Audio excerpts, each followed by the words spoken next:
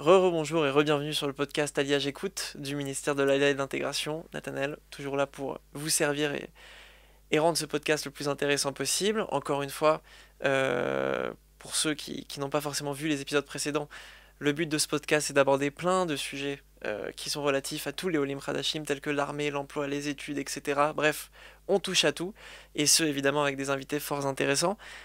Dans le cadre de cet épisode, nous serons avec Patricia et Eric qui nous parleront des projectorimes. Vous vous demandez sûrement ce que c'est, on en parlera avec Patricia.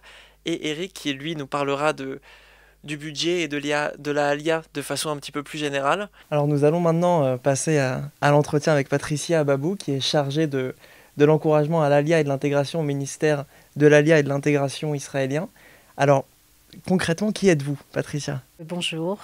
Bienvenue. Qui je suis? Je suis une Olat Hadasha de l'époque de 1981 qui est montée toute seule à l'âge de 19 ans. Je suis montée de la région parisienne, d'Enghien-les-Bains, à Beersheva. C'était un choix qui n'était pas très ressemblant à ma ville natale. Et j'ai fait donc des études de biologie, des études universitaires de biologie, ensuite de biologie médicale. Et lorsque j'ai commencé à travailler dans ce domaine, eh bien, je me suis rendu compte qu'il me manquait quelque chose. Il me manquait l'action sioniste. Il me manquait le travail idéologique de l'idéal sioniste qui m'avait poussé jusqu'en Israël.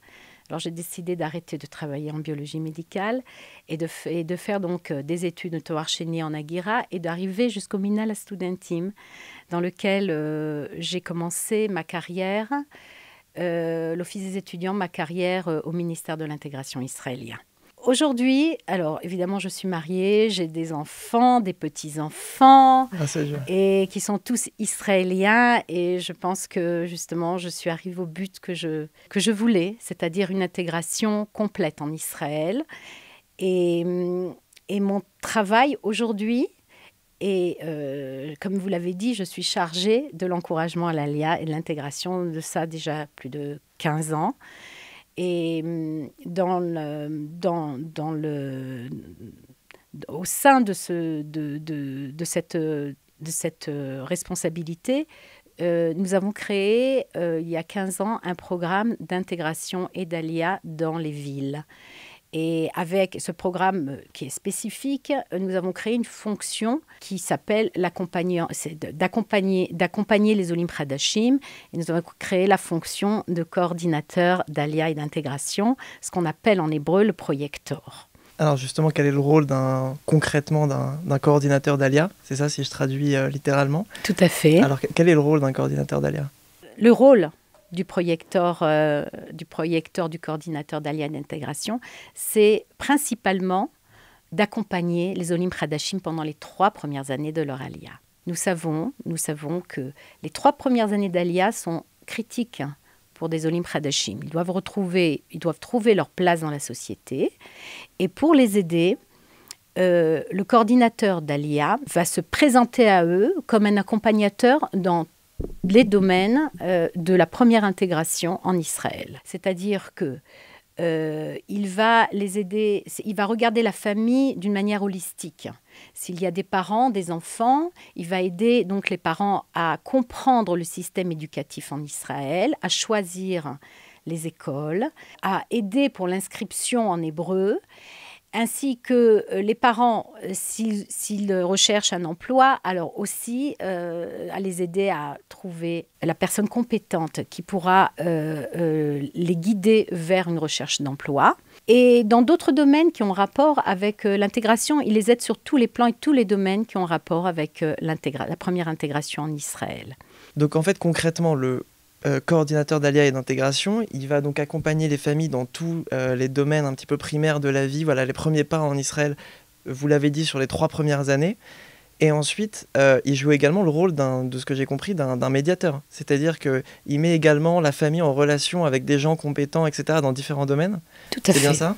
D'accord, donc en fait, concrètement, en venant en Israël, la famille n'est jamais esseulée. C'est-à-dire qu'ils ont toujours quelqu'un pour s'occuper d'eux, qui est un petit peu aux petits soins, j'allais dire, et qui les accompagne vraiment pas à pas. C'est le but.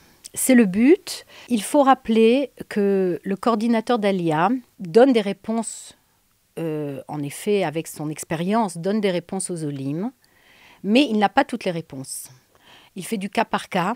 L'intérêt d'être en contact avec le coordinateur d'Alia, c'est qu'il connaît les professionnels dans tous les domaines. C'est-à-dire que si un Olé Hadash qui vient d'arriver en Israël ne sait pas à qui s'adresser pour une recherche d'emploi, eh bien lui, il va lui écourter la recherche, au lieu que ça lui prenne 6 mois ou 1 an ou 2 ans, jusqu'à ce qu'il trouve la personne ou l'organisme qui peut l'aider, il va lui donner tout de suite l'adresse. C'est-à-dire que ça, je parle au niveau de la recherche d'emploi, ça peut être aussi à tous les niveaux, au niveau administratif, au niveau des contacts avec les organismes, parce qu'il y a beaucoup d'organismes, tout à fait, les organismes qui se dévouent à l'ALIA, il y en a beaucoup en Israël.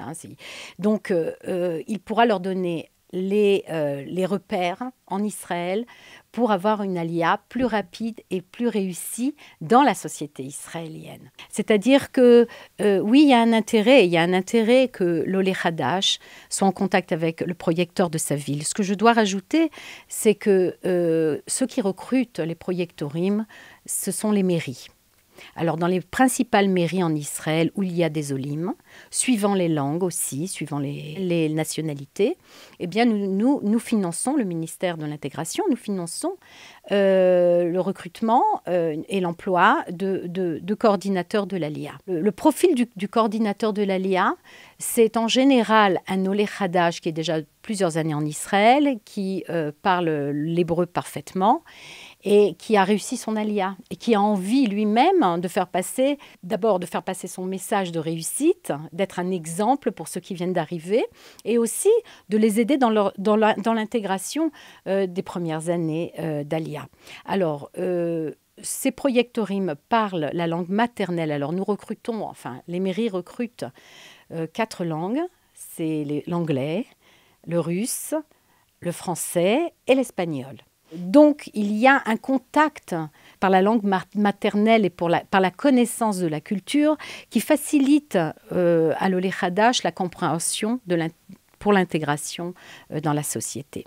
Je voudrais aussi rajouter que même si ce programme paraît un programme VIP, ce qu'il est, tout à fait, je dois dire qu'au tout début des premières années 2000, il fallait arriver dans les villes, convaincre les maires et les directeurs du département de Klita que c'était important d'ajouter dans la ville une fonction telle que le projecteur et que nous, évidemment, nous financions cette fonction. Si au début, il fallait vraiment s'asseoir avec tout le monde, dans toutes les mairies du sud d'Israël jusqu'au tout nord d'Israël, aujourd'hui, ce sont les mairies qui courent derrière le Misrad Aliyah à Klita pour avoir encore et encore des coordinateurs d'ALIA. Et souvent, certaines mairies qui se joignent à nous dans ce programme depuis quelques années simplement, les dernières années, ne comprennent pas comment il y a pu avoir une intégration sans cette fonction.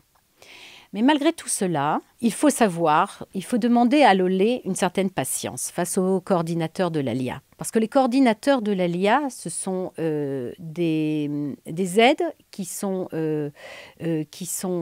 face à des centaines d'Olim Hadashim dans les villes. C'est-à-dire qu'il faut aussi que l'Olé comprenne qu'il n'est pas seul à recevoir cette aide et que le projecteur se partage et distribue ses services à beaucoup d'autres olim. Les coordinateurs font le maximum pour être en contact à la fois avec les postulants à l'ALIA, parce que c'est plus intéressant justement que le futur Olé Hadash soit déjà en contact avec le coordinateur d'ALIA avant même qu'il monte dans l'avion et qu'il connaisse, que le coordinateur d'ALIA sache vers qui il va recevoir dans la ville, connaisse déjà le profil, puisse commencer déjà à travailler, à lui donner des conseils. Ça, c'est l'idéal. Mais ça ne se fait pas forcément dans toutes les villes et avec tous les projectorim. Ce que je dois dire, c'est qu'il y a 2 sortes de travail des projectorim. Vous avez des projectorim qui travaillent dans les grandes villes, comme Tel Aviv, Jérusalem, Netanya, les grandes villes de Klita, où la majorité de son travail, du temps de son travail, c'est vraiment travailler face à l'intégration de ceux qui sont déjà venus. Ce sont des projectorim qui travaillent moins dans ce qu'on appelle encouragement à l'ALIA et face aux postulants à l'ALIA. D'abord, c'est une question de temps. Il y a beaucoup d'olim qui arrivent dans ces villes-là. Et puis, c'est une question aussi de besoin sur de besoins au jour le jour de ces Olim qui tapent à la porte et qui disent « on est là ». Et donc, on voudrait votre aide. Dans les petites villes, le travail du projecteur, du coordinateur est un peu différent.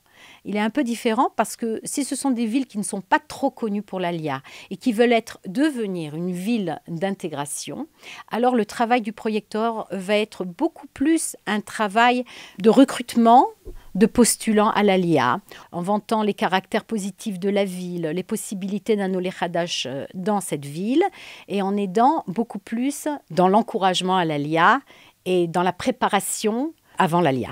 Et au niveau de l'aide à la Klita, en général, il a beaucoup moins de familles, il fait un travail beaucoup plus profond, approfondi, plus calme, avec plus de pince à rentrer dans les détails face aux familles qui viennent justement dans les villes, dans les petites villes, les villes de la périphérie, parce que justement, il y a beaucoup moins d'Olim.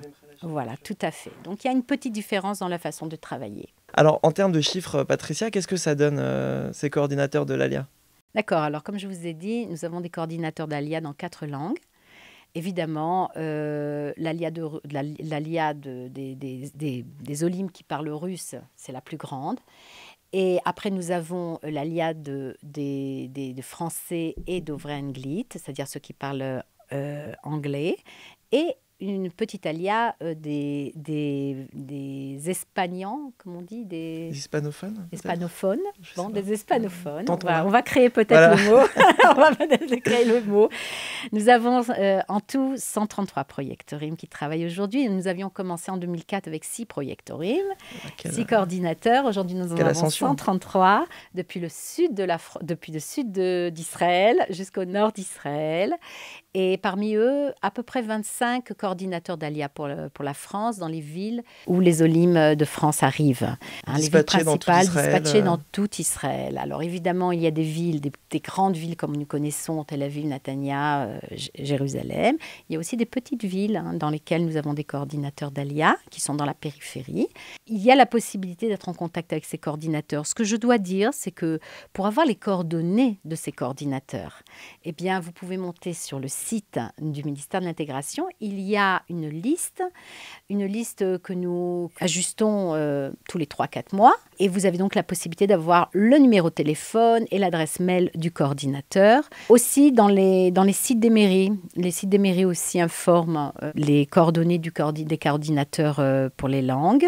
Ce qu'il faut savoir, c'est que dans une des premières lettres que l'Olé Hadash reçoit, et ça, c'est il y a quelques mois que c'est sorti, du ministère de l'Intégration, il est inscrit aussi le nom du projecteur dans la langue, de manière à pouvoir déjà donner la possibilité à l'Olé Hadash d'être en contact, un premier contact, ainsi que lorsque l'Olé a sa première rencontre au ministère de l'Intégration avec le conseiller d'intégration, le conseiller de l'intégration peut lui proposer aussi de contacter le coordinateur d'ALIA.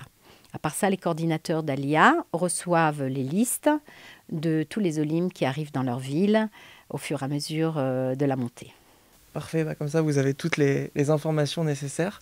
Voilà. Et pour la fin, j'ai vu que je voyais récemment que c'est un service en mouvance constante et que vous adaptiez rapidement à la réalité actuelle, notamment avec ce qui se passe en Ukraine. Si vous pouvez détailler un petit peu ce qui se passe dans vos services suite à cette situation.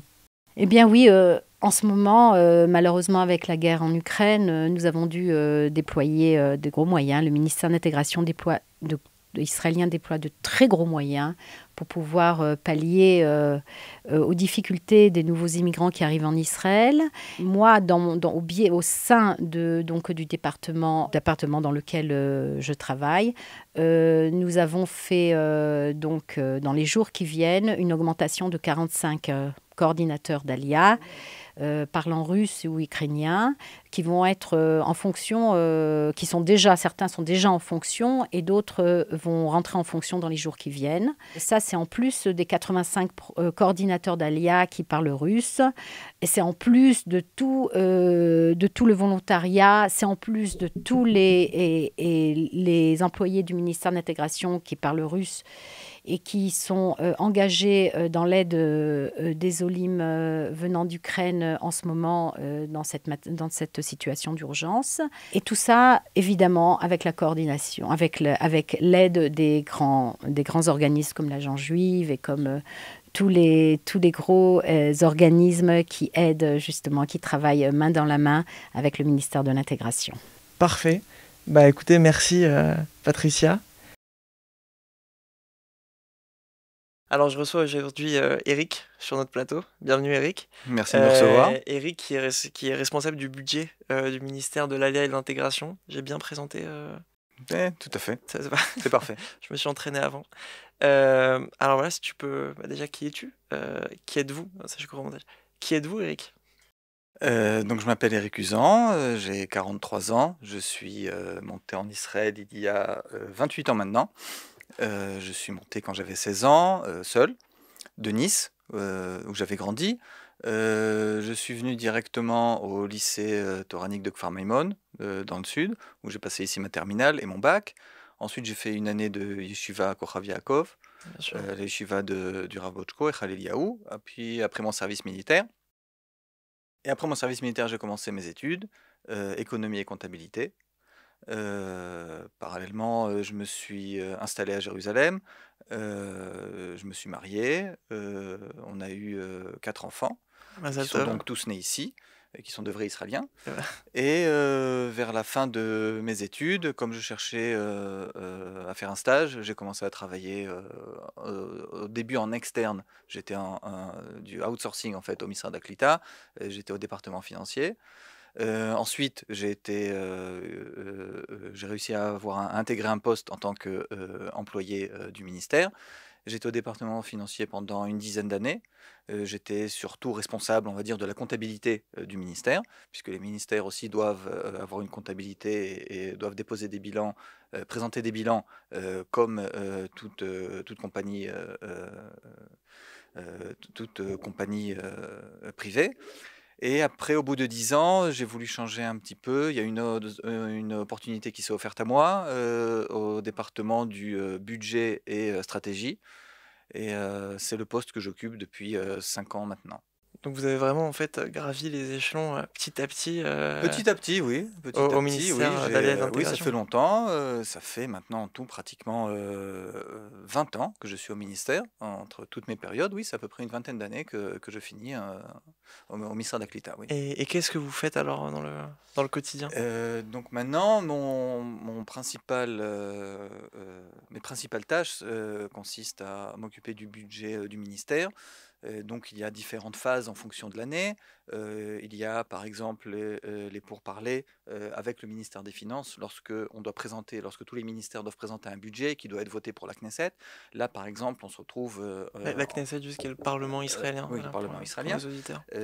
Donc là, on se trouve justement dans cette période-là, puisque le ministère des Finances a décidé d'avancer un petit peu le calendrier habituel. Et on doit présenter notre budget au gouvernement vers la fin du mois de juin. Donc on est juste maintenant en train de le préparer avec les différents départements du ministère, de voir quelles sont les demandes, etc. Ensuite, il y a les tâches qui sont au jour le jour, c'est-à-dire voir s'il y a des nouveaux besoins qui se sont révélés, si un département ou un autre a besoin d'un budget, quelque chose qui était prévu pour le courant de l'année, peut-être qu'il a besoin plus tôt, etc. Il y a aussi des fois, je dois aussi aller à la Knesset. Par exemple, après cette interview, je dois aller à la Knesset. Lorsqu'il y a des changements dans les lignes budgétaires, certains changements doivent être soumis à la commission des finances de la Knesset. Donc, je représente le ministère à la Knesset aussi, au Parlement, comme on a dit. Et c'est fait, surtout, en gros, notre travail, c'est faire en sorte que tous les départements puissent avancer leurs projets et puissent donner au LIM tous les droits auxquels nous sommes, tous les droits que nous voulons leur accorder, sans délai, sans retard, qu'il n'y ait rien qui puisse entraver la Klita, l'intégration des Olim en Israël. Alors justement, je rebondis là-dessus. Concrètement, quel est le rôle du ministère de l'Intégration pour les Olim ? En fait, le rôle du ministère, il est beaucoup plus large que certains s'en rendent compte. On a l'habitude de dire dans différents forums qu'en fait, le ministère de l'Alliance et de l'Intégration, c'est comme un mini-gouvernement. parce que on donne des droits aussi bien au niveau de l'emploi, aussi bien de l'éducation, des affaires sociales, de l'apprentissage de la langue. On donne des aides financières directes. Il y a On en aussi parlait dans d'autres podcasts comme le panier et d'intégration, le panier etc. Tout d'intégration, ça. oui. Enfin, il y a beaucoup de gens, et peut-être surtout dans la société israélienne, qui croient que notre rôle, c'est juste donner le panier d'intégration et qu'après ça, c'est fini. Mais en fait, non. En fait, dès que le Olé, il atterrit ici, même avant, on a certains projets qui sont financés par le ministère qui se passent à l'étranger pour encourager les gens à faire l'ALIA, pour les aider, à partir du moment où ils ont décidé qu'ils veulent faire l'ALIA, pour les aider à mieux se préparer pour leur alia. Donc on est aussi présent à l'étranger. Et ensuite, à partir du moment où les Olim atterrissent ici, on les accueille à notre antenne de l'aéroport de Ben Gurion. On leur donne déjà leur Teudat Olé, les premiers versements du panier d'intégration. On les inscrit à la Copatrolim, à la mutuelle. Bien sûr. Et ensuite, on les guide et on est avec eux pour tous pour les premiers pas, mais aussi pour les pas qui suivent dans leur intégration, Bien que ce sûr. soit encore une fois L'Ulpan, notamment, on l'Ulpan en pour apprendre parlait l'hébreu, dans, pour dans un autre voir quel est podcast. leur cursus professionnel, quelle profession ils pourront exercer ici, s'ils ont besoin de cours ou de formation professionnelle, on va aussi les intégrer. Si ce sont des métiers qui exigent une licence d'État, que ce soit enseignant, docteur, Bien avocat, sûr. expert comptable, On en parle. etc., on les aide aussi. On aide aussi pour la préparation aux examens.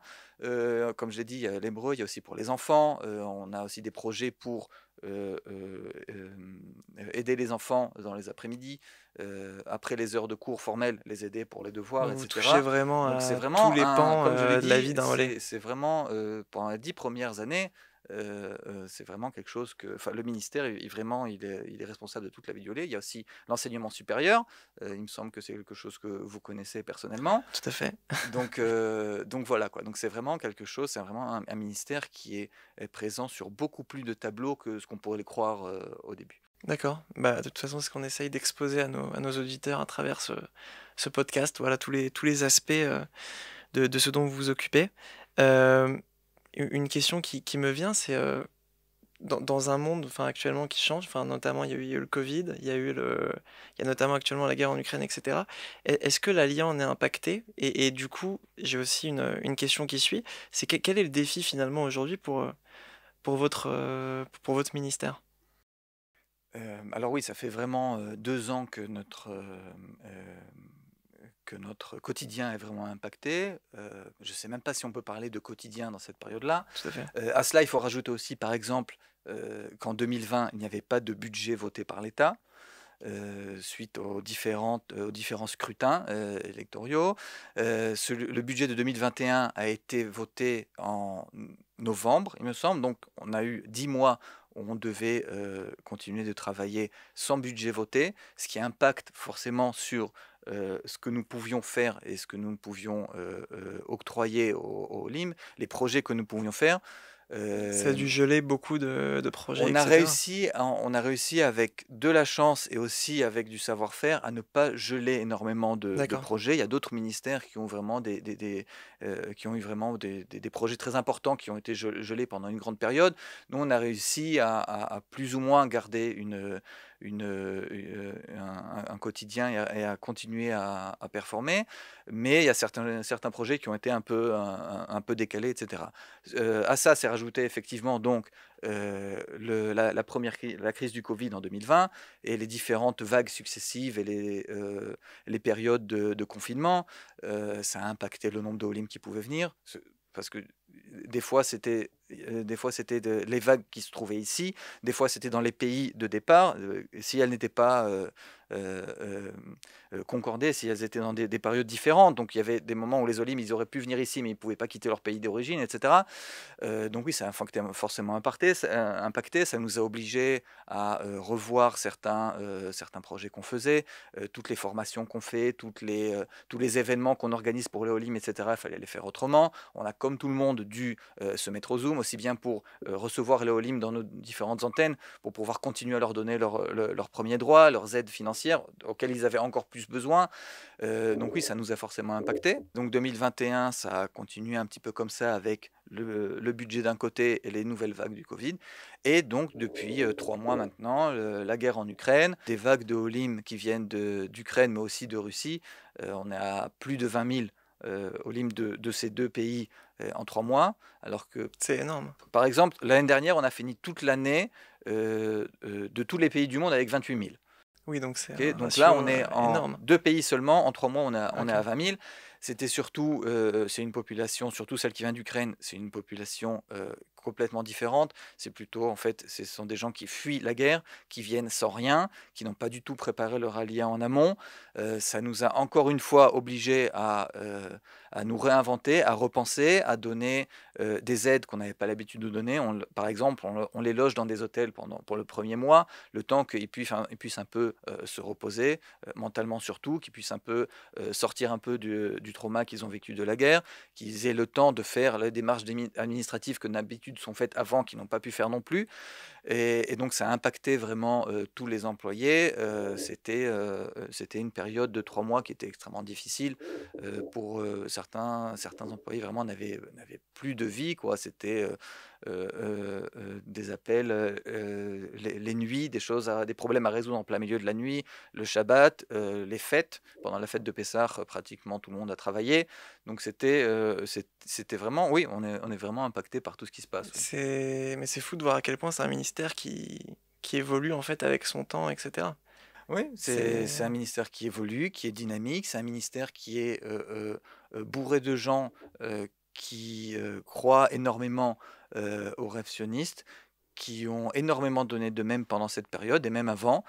C'est des gens qui viennent travailler avec leur cœur, avec leur âme. Moi, oui, qui suis a priori plus occupé à regarder les chiffres et les tableaux Excel, etc. Oui, c'est quelque chose qui me fait énormément plaisir, qui fait énormément chaud au cœur, oui. très bien. Et alors, j'aimerais rebondir sur un autre sujet. Vous disiez que ça fait plus de 20 ans que vous travaillez au Mhm. ministère. Euh, Comment est-ce que l'ALIA a évolué et comment vous la voyez évoluer on va dire dans les 5 prochaines années? Puisque, du coup, notamment par rapport à ce dont on vient de parler, ça bouge énormément. Par exemple, il y a une ALIA maintenant qu'on n'attendait pas forcément de 20 000 personnes. Mhm. Donc, est-ce qu'il y a une tendance peut-être qui a changé, on va dire, sur les 20 dernières années?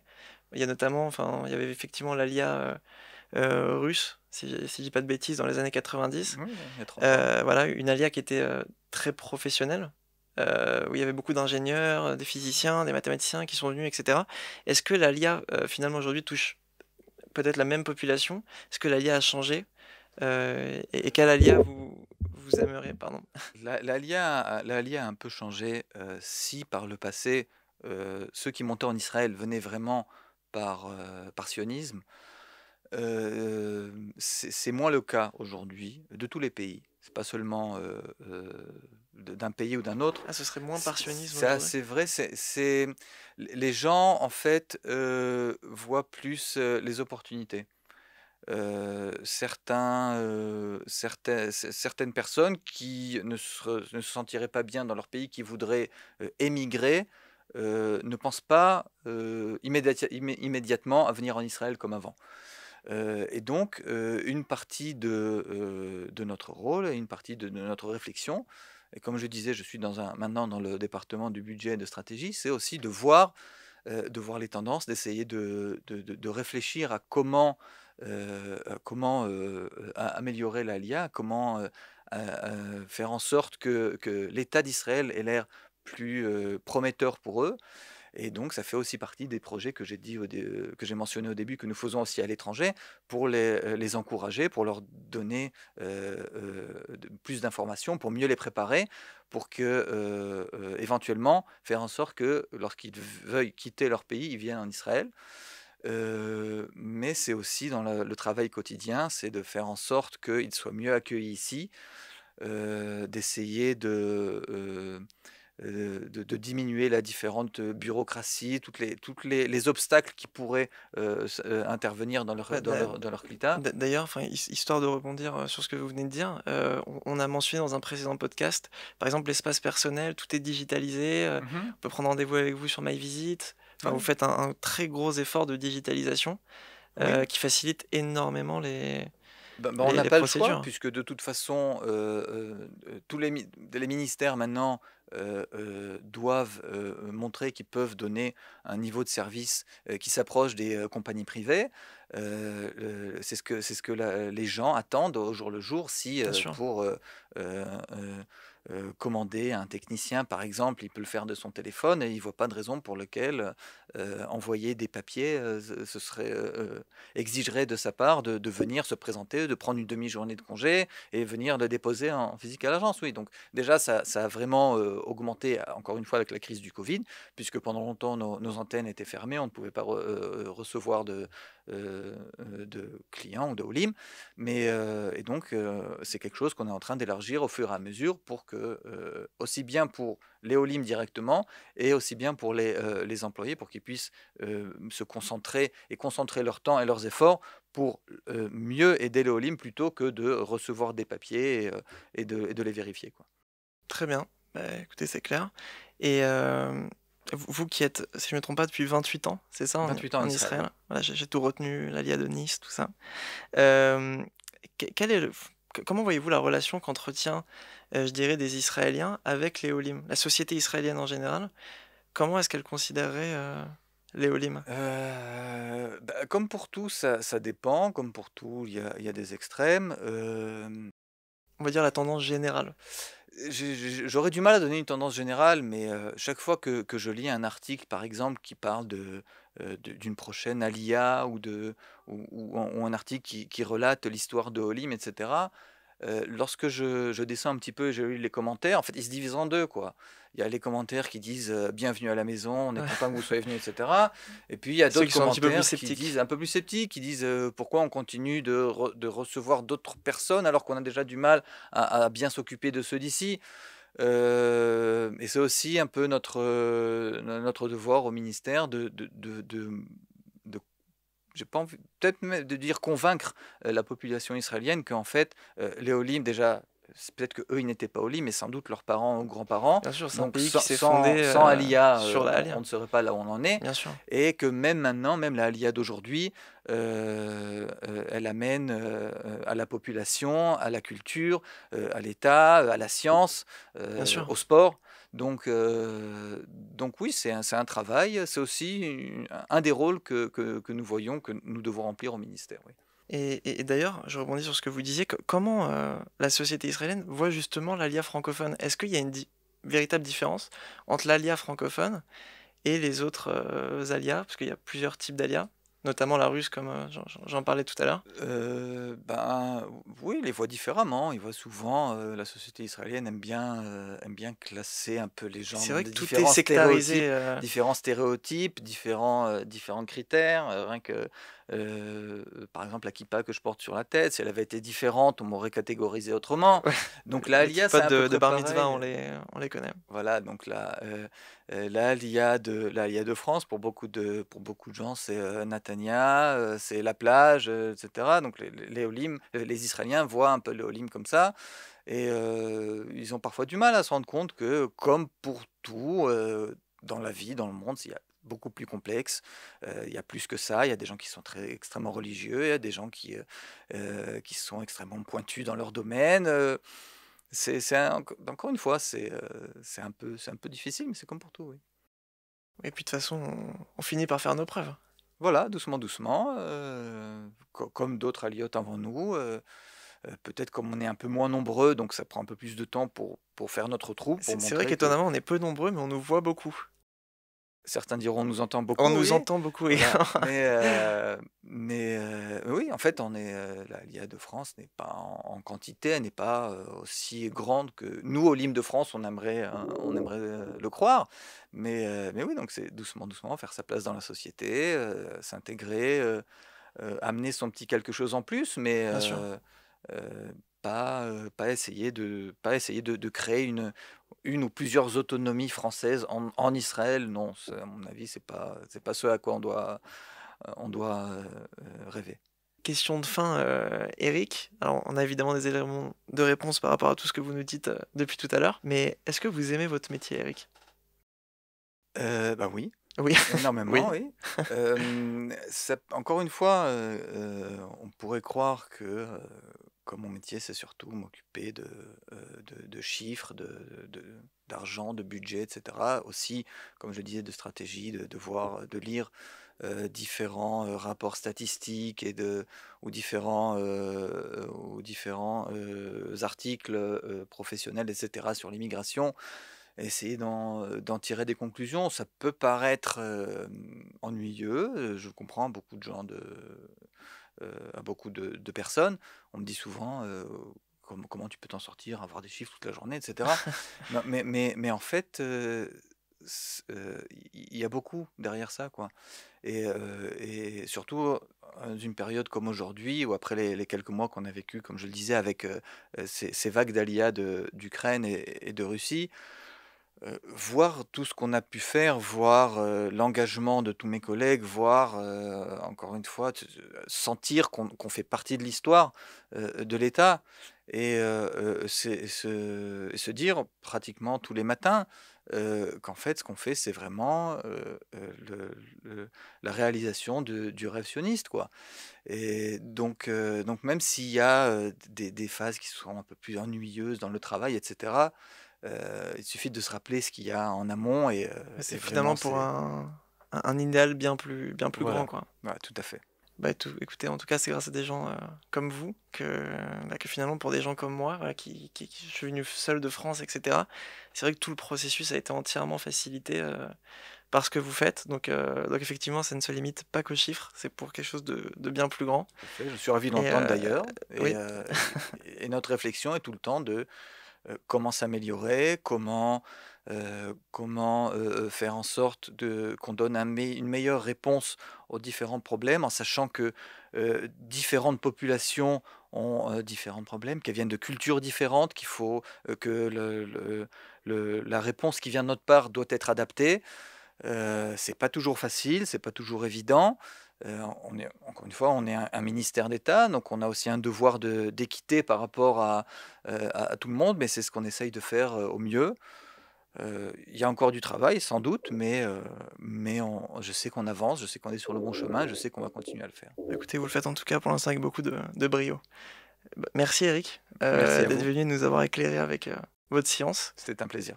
Je tenais à remercier évidemment Patricia et Eric d'être venus ici. Nous étions très heureux, comme d'habitude, de les accueillir. Merci encore une fois à vous, chers auditeurs et téléspectateurs, d'avoir été encore avec nous. J'espère que vous avez appris au moins une nouvelle chose, et si ce n'est toujours pas le cas, ce qui commencerait à m'étonner, rendez-vous au prochain chapitre. Alors en tout cas, restez avec nous, et dans tous les cas, je vous incite évidemment à nous suivre sur Facebook, Instagram, ainsi que sur les plateformes de podcasts telles que Spotify. N'hésitez toujours pas évidemment à nous faire part de vos retours sur cet épisode, et n'hésitez pas également à partager ce podcast avec vos familles, vos proches, vos amis, bref, toutes les personnes qui pourraient être concernées. En tout cas, nous on se revoit dans le prochain épisode. Cette fois-ci, ce sera sur le monde des études et de l'apprentissage de l'hébreu en Israël et comment ça se passe en tant qu'Olé Hadash. Au prochain épisode, on verra tout ça.